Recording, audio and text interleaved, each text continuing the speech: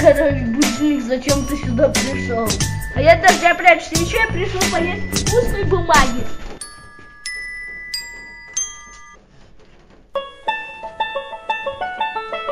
Слышь, пацан, ты кто такой? Ну ладно, я домой пойду.